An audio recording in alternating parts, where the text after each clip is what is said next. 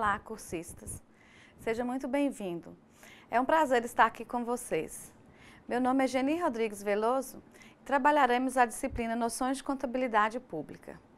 Peço que em nossas aulas vocês estejam munidos de papel e caneta para quando surgir alguma dúvida, vocês anotarem e depois apostarem no nosso fórum Tira Dúvidas. E para que tenhamos um bom resultado, será necessária a dedicação de vocês nos estudos e atividades da sala virtual. Mas também é muito importante que vocês leiam toda a apostila, material didático. Vamos começar? Ao finalizar a aula anterior, mencionei a questão dos inúmeros registros gerados pela contabilidade através de dados e informações ocorridos durante o exercício financeiro relativos à execução do orçamento, à movimentação financeira e aos demais fatos que provocam ou possam vir a provocar alterações no patrimônio da entidade pública. Com isso, a contabilidade tem que demonstrar tais informações em relatórios mensais e ao final do exercício, com o objetivo de avaliar o resultado da gestão. A Lei das Finanças Públicas, já citada várias vezes, a Lei 4.320, de 17 de março de 1964, cujo foco é a gestão dos recursos públicos, tem como relevância o balanço de resultados, que trata da receita e da despesa, ou seja, de que forma foi arrecadado o dinheiro e como foi aplicado.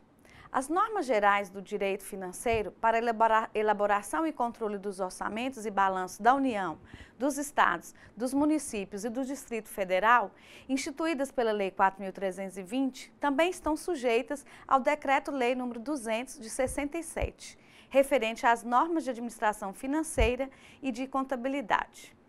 Iremos estudar nessa aula o balanço orçamentário, o balanço financeiro e o balanço patrimonial, assim como a demonstração das variações patrimoniais e o CIAF, conforme estabelecido pela Lei 4.320 de 64. O artigo 102 da Lei 4.320 de 64 assim dispõe: o balanço orçamentário demonstrará as receitas e despesas previstas em confronto com as realizadas. Face ao disposto legal citado, infere-se que o balanço orçamentário tem como principal finalidade demonstrar as receitas previstas e as despesas fixadas no orçamento inicial aprovado pelo Legislativo, as despesas fixadas inicialmente no orçamento e os créditos adicionais, suplementares, especiais e extraordinários abertos no transcorrer do exercício em análise, as receitas arrecadadas, que é a execução da receita durante o exercício, as despesas executadas, ou seja, a execução da despesa também durante o exercício, as diferenças entre a receita prevista e a receita arrecadada, e a despesa fixada e a despesa executada. E o resultado orçamentário da gestão resultante do confronto entre as receitas arrecadadas e a despesa executada. Foi apresentado no material didático elaborado para essa disciplina e disponibilizado para vocês um balanço com valores hipotéticos e várias considerações. Vejamos um modelo simplificado, então, do balanço orçamentário em questão. No caso da previsão, quando a receita prevista for igual à despesa fixada, teremos equilíbrio na previsão. Caso a receita prevista for maior que a despesa fixada, tem-se superávit na previsão. Ou se a receita prevista for menor que a despesa fixada, ocorrerá déficit na previsão. Porém, essa situação não deve existir em respeito ao princípio orçamentário do equilíbrio. Em relação à execução, no caso das receitas, se estas forem arrecadadas mais do que o previsto, resulta em excesso de arrecadação. E caso forem arrecadadas menos do que o previsto, tem-se um déficit.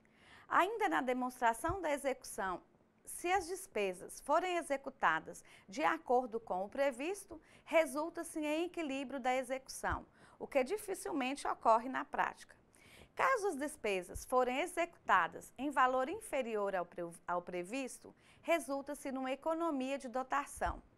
Quanto ao resultado orçamentário, analisa-se o resultado orçamentário comparando as receitas arrecadadas com as despesas executadas, podendo ocorrer superávit orçamentário ou superávit na execução, quando as receitas arrecadadas são superiores às despesas executadas, e déficit orçamentário ou déficit de execução, quando as receitas arrecadadas forem menores que as despesas executadas, ou equilíbrio orçamentário, quando as receitas arrecadadas forem iguais às despesas executadas, o que dificilmente ocorre na prática. Vale ressaltar que, em virtude de a receita ser estimada, pode ser arrecadado mais do que o previsto. Todavia, como a despesa é fixada, não pode ser executada em valor superior ao fixado, ante ao exposto e das disposições da Lei de Responsabilidade Fiscal, somente quando for utilizado o superávit financeiro de exercício anterior, pode ocorrer o déficit orçamentário.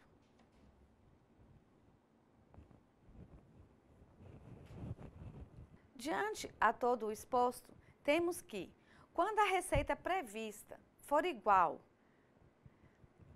à receita arrecadada, temos equilíbrio na execução da receita. A receita prevista for menor que a receita arrecadada, temos superávit ou excesso de arrecadação. A receita prevista for maior que a receita arrecadada, temos déficit ou insuficiência de arrecadação.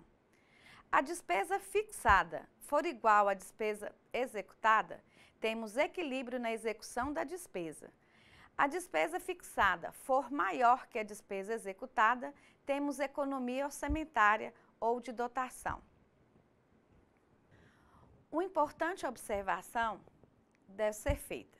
Não é possível que a despesa fixada seja menor que a despesa executada, em função da disposição constitucional de que a despesa empenhada tem como limite os créditos orçamentários e adicionais aprovados pelo Legislativo. Podemos analisar o balanço orçamentário através do cálculo de indicadores. Vejamos. Temos 4 indicadores que podem ser extraídos do balanço orçamentário, sendo o primeiro previsão orçamentária, cuja fórmula é a despesa fixada dividido pela receita prevista. Se for igual a 1, indica que houve equilíbrio na previsão da despesa. Se for maior que 1, indica que a despesa fixada é maior que a receita. Isto é, houve abertura de créditos adicionais. Se menor que 1, indica que a LOA foi aprovada com o valor da receita superior à despesa. Lembrando que a LOA é a Lei Orçamentária Anual. 2. Execução da receita, cuja fórmula é receita arrecadada dividido pela receita prevista. Se for igual a 1, indica que houve equilíbrio na execução da receita.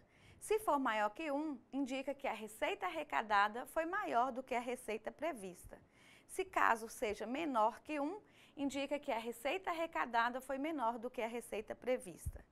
O terceiro indicador é a execução da despesa, cuja fórmula é despesa executada dividido pela despesa fixada. Verifica-se com esse indicador o percentual das despesas fixadas que foram executadas. Em caso de ser inferior a 100%, é importante analisar as causas da não execução da despesa. Despesas executadas são as despesas empenhadas. O indicador 4 é o resultado orçamentário, cuja fórmula é receita arrecadada dividido pela despesa executada. Verifica-se com esse indicador o percentual do resultado final. Importante analisar as causas do superávit ou déficit no sentido de verificar a eficiência ou ineficiência da gestão. Com relação ao balanço financeiro, a Lei 4.320/64 assim dispõe em seu artigo 103. O balanço financeiro demonstrará a receita e as despesas orçamentárias, bem como os recebimentos e os pagamentos de natureza extra-orçamentária conjugados com saldos em espécie provenientes do exercício anterior e os que se transferem para o exercício seguinte. O balanço financeiro, portanto, tem como finalidade demonstrar os saldos disponíveis em caixa e bancos existentes no início do exercício, os recebimentos do exercício, oriundos de receitas orçamentárias e extra-orçamentárias, os pagamentos efetuados no exercício relativos às despesas orçamentárias e extra-orçamentárias, os saldos disponíveis em caixa e bancos no final do exercício e que, consequentemente, passam para o exercício seguinte. Vejamos um modelo simplificado do balanço financeiro. Temos que o professor Lino Martins da Silva afirma que a conta restos a pagar, que aparece como ingresso, receita, representa, na verdade, uma conta redutora da despesa realizada. Uma alternativa que ainda não é utilizada na contabilidade governamental poderia ser a apresentação da demonstração do balancete financeiro ou fluxo de caixa com o valor dos restos a pagar inscrito como redutora da despesa. No modelo simplificado do balanço financeiro temos receita e despesa.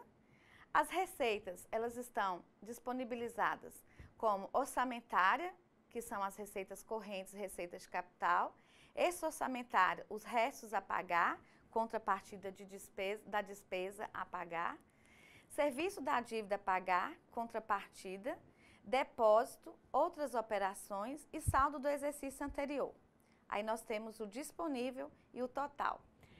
Do lado da despesa, nós temos também a despesa orçamentária, que são as despesas correntes e as despesas de capital, extra-orçamentária, restos a pagar, pagamento no exercício, serviço da dívida a pagar, depósitos, outras operações, saldo para o exercício seguinte, disponível e o total. O professor Lino Martins da Silva afirma que a conta restos a pagar, que aparece como ingresso, receita, representa, na verdade, uma conta redutora da despesa realizada. Uma alternativa que ainda não é utilizada na contabilidade governamental poderia ser a apresentação da demonstração do balancete financeiro ou fluxo de caixa com o valor dos restos a pagar inscritos como redutora da despesa. No balanço financeiro, destaca-se alguns indicadores que podem ser utilizados para análise, a saber, temos, como exemplo, 4 indicadores. A execução financeira orçamentária efetiva é um indicador cuja fórmula é a receita orçamentária dividido pela despesa orçamentária menos restos a pagar inscritos. E nós temos como interpretação desse indicador a verificação do percentual das receitas orçamentárias recebidas em relação às despesas efetivamente pagas no exercício. O segundo indicador é a execução financeira total, cuja fórmula é a receita orçamentária mais a receita extra-orçamentária dividido pela despesa orçamentária paga mais a despesa extra-orçamentária. Verifica-se com esse indicador o percentual dos valores recebidos em relação aos pagamentos do mesmo período. Terceiro indicador é a execução financeira extra-orçamentária, cuja fórmula é a receita extra-orçamentária dividida pela despesa extra-orçamentária. Nós vamos, nesse caso, verificar com esse indicador o percentual de ingressos extra-orçamentários em relação às saídas da mesma natureza. Quarto indicador extrai do balanço financeiro a análise dos saldos financeiros, cuja fórmula é saldos financeiros dividido por saldos iniciais, saldos finais dividido por saldos iniciais. Com esse indicador, verifica-se a evolução, fazendo uma comparação entre qual o saldo inicial do período e quanto ficará para o exercício seguinte. Outros índices podem ser extraídos de acordo com a necessidade do gestor.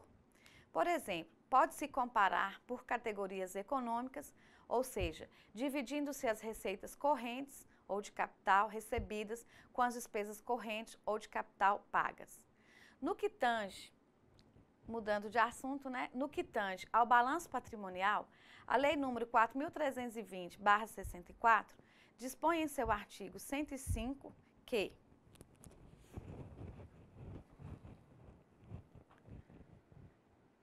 o balanço patrimonial demonstrará o ativo financeiro, o ativo permanente, o passivo financeiro, o passivo permanente, o saldo patrimonial e as contas de compensação. Foi estabelecido na Lei 4.320/64, artigo 105, parágrafos do 1º ao 5º, conforme estabelecido a composição dos grupos do balanço patrimonial, sendo ativo e passivo, onde no ativo nós temos aqui um balanço patrimonial resumido, né? Onde o ativo é títulos, ativo financeiro, ativo permanente, saldo do ativo real, saldo patrimonial, passivo real é descoberto, que é o ativo real menor do que o passivo real, e o ativo compensado. No passivo, nós temos como títulos o balanço financeiro, o passivo financeiro, passivo permanente, né, que é tudo que não é financeiro, o saldo do passivo real, saldo patrimonial, ativo real líquido, onde o ativo real é maior do que o passivo real, e o passivo compensado. O ativo financeiro compreenderá os créditos e valores realizáveis independentes de autorização orçamentária e os valores numerários. O ativo permanente compreenderá os bens, créditos e valores cuja mobilização ou alienação dependa de autorização legislativa. O passivo financeiro compreenderá os compromissos exigíveis cujo pagamento independa de autorização orçamentária. E o passivo permanente representa as dívidas fundadas e outras que dependam de autorização legislativa para amortização ou resgate. Por fim, nas contas de compensação serão registrados os bens, valores, obrigações e situações não compreendidas nos parágrafos anteriores e que, imediata ou indiretamente, possam vir a afetar o patrimônio. O balanço patrimonial demonstra os bens, direitos, obrigações e patrimônio líquido da entidade em determinado momento. O patrimônio líquido é também chamado de situação líquida e no modelo apresentado no anexo 14 da Lei 4.320/64 é denominado de ativo real e representa a diferença entre o valor dos bens mais os direitos menos as obrigações da entidade. Enfim, o balanço patrimonial é uma demonstração estática, como se fosse uma fotografia do patrimônio da entidade no momento de seu levantamento.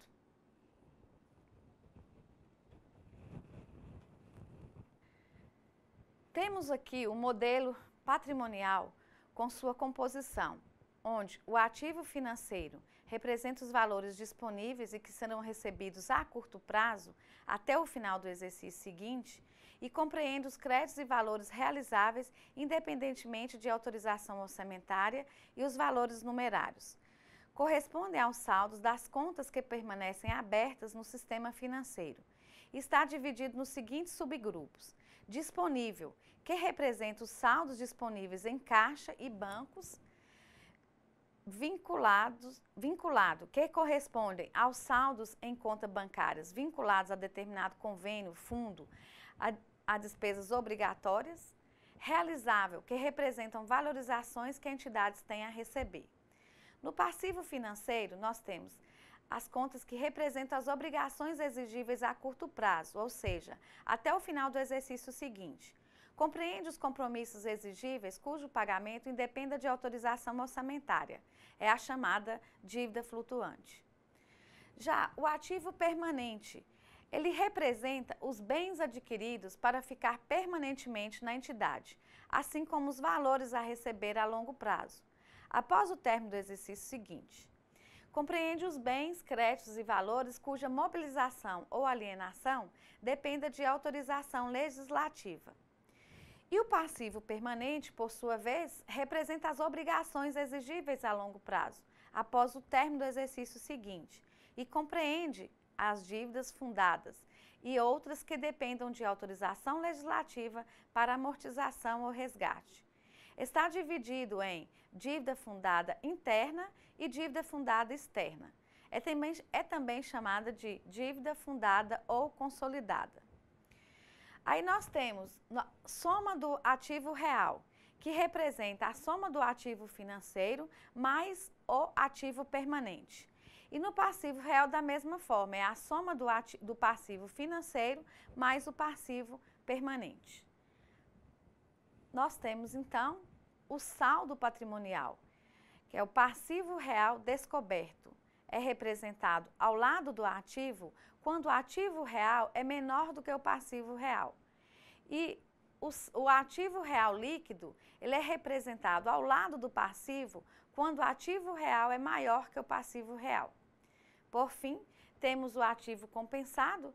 Aqui são demonstradas as contas que representam bens, valores, obrigações e situações não compreendidas nos parágrafos anteriores e que imediata ou indiretamente possam vir a afetar o patrimônio. Da mesma forma, o passivo compensado, que são demonstradas as contas que representam contrapartida daquelas demonstradas no ativo compensado. Assim como o balanço orçamentário e o balanço financeiro, o balanço patrimonial também tem alguns indicadores que podem ser analisados. Apresentamos alguns, lembrando, no entanto, que em virtude do conjunto de normas que envolvem a administração pública, tanto no que se refere a seus créditos e alienação de bens, quanto no pagamento das dívidas, deve ter cuidado especial com relação ao resultado encontrado na análise, para não conduzir à interpretação equivocada dos índices.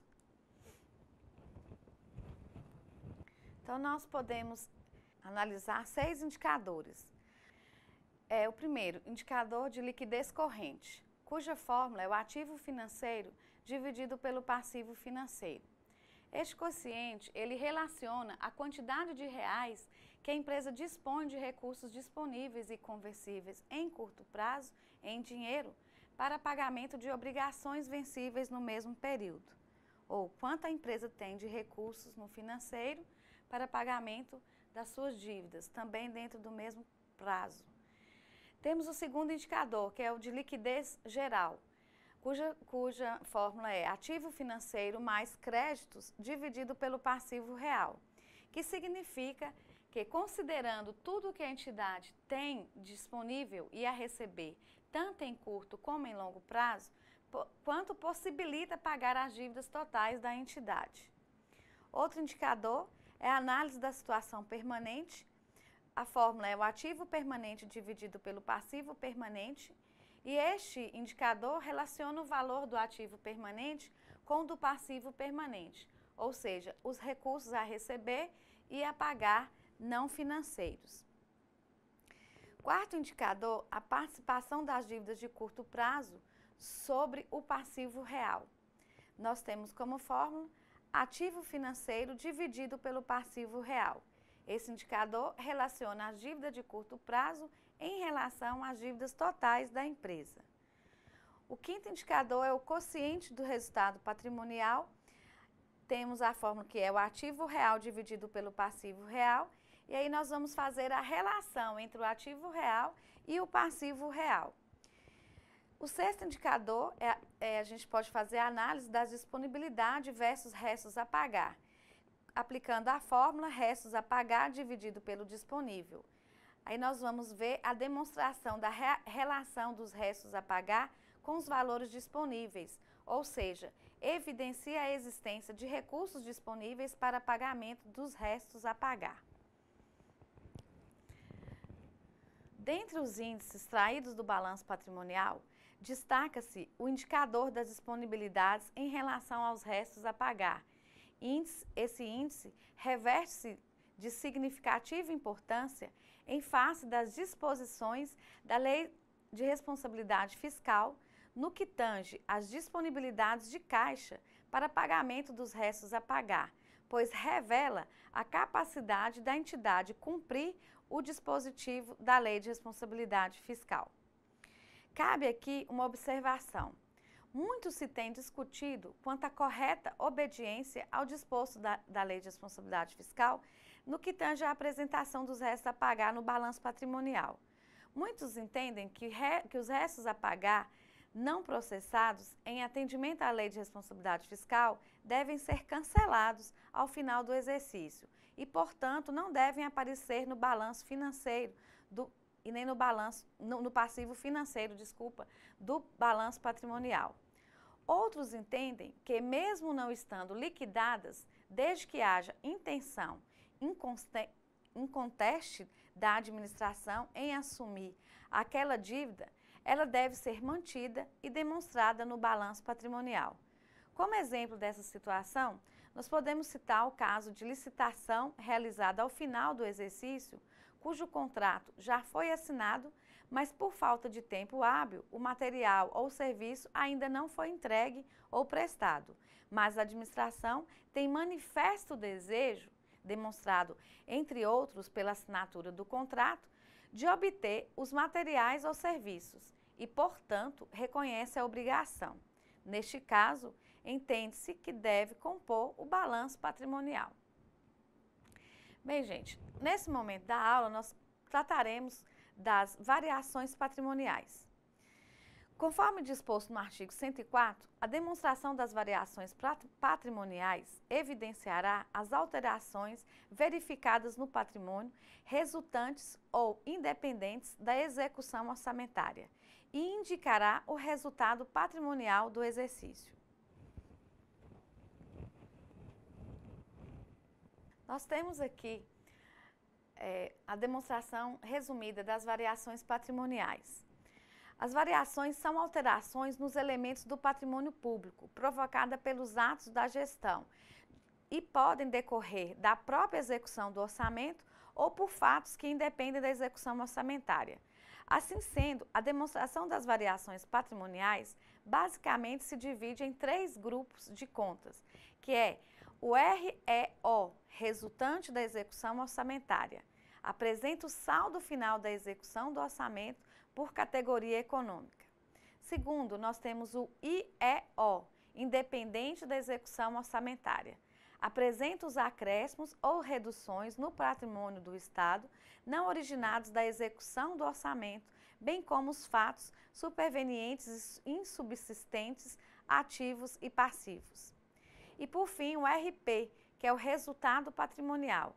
Apresenta o superávit ou déficit, conforme for o caso. Nesta demonstração, o que provoca o equilíbrio entre as variações ativas e as passivas é o superávit ou déficit verificado. As variações ativas, elas aumentam a situação patrimonial e decorrem de aumento de valor dos bens e direitos do ativo permanente ou diminuição das obrigações do passivo permanente. Elas são classificadas nos 3 grandes grupos já mencionados, que é o resultante da execução orçamentária, que, por exemplo, pode ser recebimento de receitas orçamentárias, mutações patrimoniais, incorporação de bens por aquisição ou desincorporações de passivos, como pagamento de empréstimos. O outro grupo, independentes da execução orçamentária, provoca um aumento no patrimônio, porém não se originam, como já mencionado, da execução orçamentária.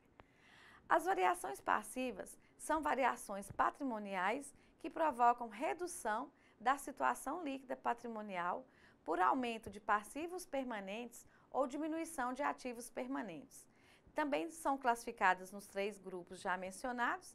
Resultantes da execução orçamentária, nós temos como exemplo pagamento de despesas orçamentárias, mutações patrimoniais, desincorporação de bens por alienação, venda de bens móveis, imóveis e outros, ou incorporação de passivos, como a tomada de empréstimos. E como independentes da execução orçamentária, elas provocam diminuição na situação patrimonial, seja pelo aumento passivo ou diminuição do ativo, que independe da execução orçamentária. Enfim, podemos resumir da seguinte forma as variações patrimoniais. Aumento do ativo ou redução do ativo é igual a variações ativas. Aumento do passivo ou redução do ativo é igual a variações passivas. Resultado patrimonial ou econômico, nós temos que o aumento, as variações ativas sendo maiores que as variações passivas, nós vamos ter um superávit patrimonial. Se as variações ativas forem menores do que as variações passivas, nós teremos um déficit patrimonial. Vamos verificar então alguns indicadores também que podem ser extraídos da demonstração das variações patrimoniais, assim como dos balanços. Nós vamos apresentar 5 indicadores, cujo primeiro indicador extraído da demonstração das variações patrimoniais é o resultado das variações patrimoniais, cuja fórmula é variações ativas totais dividido por variações passivas totais. Este quociente demonstra a relação entre as variações ativas totais com as variações passivas totais. O segundo indicador, nós temos o resultado das variações resultantes da execução orçamentária. A fórmula aplicada é receitas orçamentárias dividido por despesas orçamentárias. Esse indicador evidencia a relação entre as receitas e despesas orçamentárias. O terceiro indicador, avaliação das mutações patrimoniais. A fórmula é mutações ativas dividido por mutações passivas. Esse indicador faz a relação entre as mutações ativas com as mutações passivas. O quarto indicador, temos como exemplo a avaliação das variações independentes da execução orçamentária, cuja fórmula é variações ativas independentes da execução orçamentária dividido pelas variações passivas independentes da execução orçamentária. Então, esse indicador ele vai fazer a relação dessas variações ativas com as variações passivas independentes da execução orçamentária. E o quinto indicador, como exemplo, nós temos a análise do resultado patrimonial, onde nós temos as variações ativas menos variações passivas igual resultado patrimonial. Através desse indicador, faça a análise do resultado patrimonial entre positivo ou negativo. Ainda existem outras demonstrações, conforme o volume 5 do Manual de Contabilidade, aplicado ao setor público, terceira edição de 2010, que devem ser acrescentadas, sendo elas a demonstração dos fluxos de caixa, a demonstração do resultado econômico, a demonstração das mutações do patrimônio líquido. Tais demonstrações foram apresentadas no material didático de vocês e temos lá uns exemplos.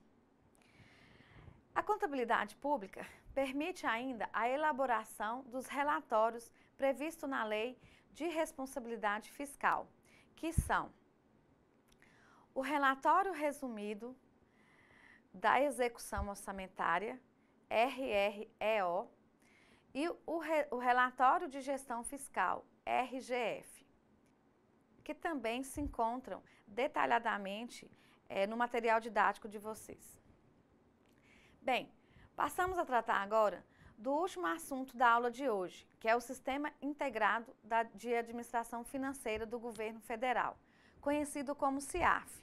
É um sistema informatizado que processa e controla, por meio de terminais instalados em todo o território nacional, a execução orçamentária, financeira, patrimonial e contábil dos órgãos da administração pública, direta, federal, das autarquias, fundações e empresas públicas federais e das sociedades de economia mista que estiverem contempladas no orçamento fiscal ou no orçamento da Seguridade Social da União.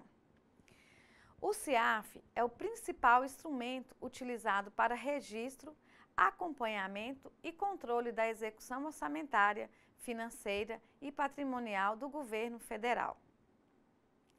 Desde sua criação, o SIAF ele tem alcançado satisfatoriamente seus principais objetivos, que são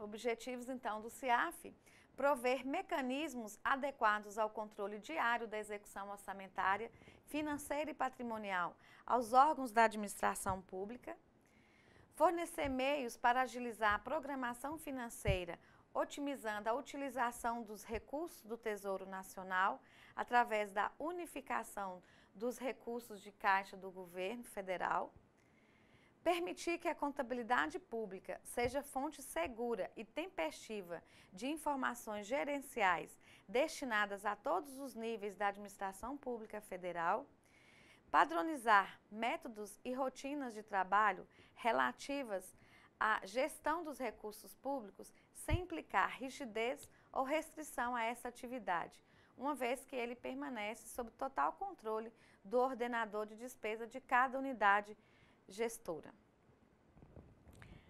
Ainda temos como objetivo do CIAF permitir o registro contábil dos balancetes dos estados e municípios e de suas supervisionadas, permitir o controle da dívida interna e externa, bem como o das transferências negociadas, integrar e compatibilizar as informações no âmbito do governo federal, permitir o acompanhamento e avaliação do uso dos recursos públicos e proporcionar a transferência dos gastos do governo federal.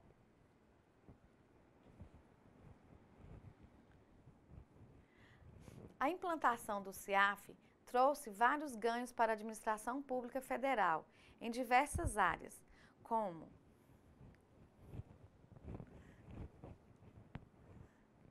na contabilidade, o gestor ganha tempestividade na informação, qualidade e precisão em seu trabalho. Nas finanças, a agilização da programação financeira, otimizando a utilização dos recursos do Tesouro Nacional por meio da unificação dos recursos de caixa do governo federal, na conta única no Banco Central. Para o orçamento, a execução orçamentária passou a ser realizada tempestivamente e com transferência completamente integrada à execução patrimonial e financeira. Na área da auditoria, a facilidade na apuração de irregularidades com dinheiro público. Ainda temos a visão clara de quantos e quais são os gestores que executam o orçamento. Temos também diversos gestores cadastrados que executam seus gastos através do sistema de forma online. Outro benefício é o desconto na fonte de impostos. Hoje, no momento do pagamento, já é recolhido o imposto devido. E outro benefício do CIAF é a transferência, ou seja, a possibilidade a possibilidade ao cidadão de acesso às informações sobre as despesas do governo.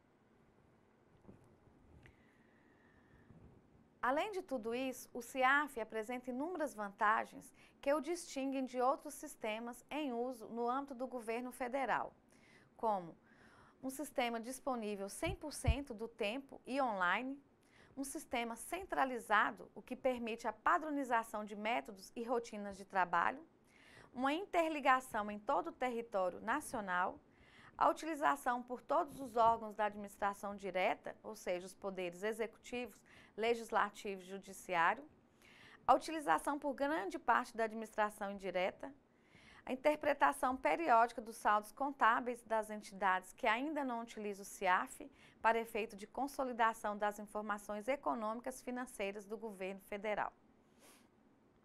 Bem, esse sistema pode ser utilizado pelas entidades públicas federais, estaduais e municipais apenas para receberem pela conta única do governo federal suas receitas, taxa de água, energia elétrica, telefone, dos órgãos que utilizam o sistema. Entidades de caráter privado também podem utilizar o CIAF, desde que autorizadas pela Secretaria do Tesouro Nacional. No entanto, essa utilização depende da celebração de convênio ou assinatura de termo de cooperação técnica entre os interessados e a Secretaria do Tesouro Nacional, que é o órgão gestor do CIAF. O CIAF, ele promove de forma automática os lançamentos contábeis, correspondentes aos registros dos atos e fatos praticados pelos gestores públicos, quando no exercício de suas atividades. Assim, foi possível utilizar a contabilidade como fonte de informações confiáveis e instantâneas, pois os registros são lançados no mesmo momento em que os fatos ocorrem e não é necessária a existência de um contador em cada unidade gestora para efetuar a classificação contábil de cada ato ou fato realizado. A execução contábil relativa aos atos e fatos de gestão financeira, orçamentária e patrimonial da União obedece ao plano de contas, elaborado e mantido de acordo com os padrões estabelecidos, tendo como partes integrantes a relação das contas agrupadas, segundo suas funções, a tabela de eventos, conjunto de todos os eventos existentes e a indicação do mecanismo de débito e crédito de cada conta. Trata-se, portanto, de um conjunto das contas utilizáveis em toda a administração pública federal, organizadas e codificadas com o propósito de sistematizar e unificar o registro contábil dos atos e fatos da gestão e permitir a qualquer momento, com precisão e clareza, a obtenção dos dados relativos ao patrimônio da União. Como são numerosas as contas do plano de contas e muitos gestores públicos não têm conhecimentos aprofundados sobre contabilidade pública, foi essencial que se criasse um outro mecanismo dentro do CIAF que pudesse facilitar o trabalho de registro dos atos e fatos da gestão. Assim surgiu o evento, que é um código associado a cada tipo de ato ou fato, que deva ser registrado contabilmente pelo sistema, ou ao qual se associa, por sua vez, um roteiro contábil, ou seja, uma lista das contas de débito e crédito que devam ser afetadas, de forma a que todos os operadores do CIAF podem efetuar lançamentos contábeis, mesmo que absolutamente nada saibam sobre contabilidade.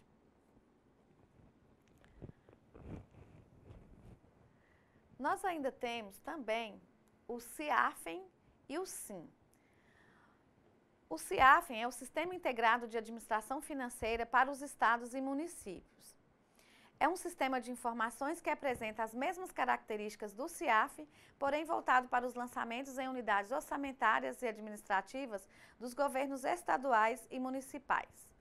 O SIM é um sistema de informações municipais criado pelo Tribunal de Contas do Estado do Paraná e é dividido em acompanhamento mensal, atos de pessoal e prestação de contas.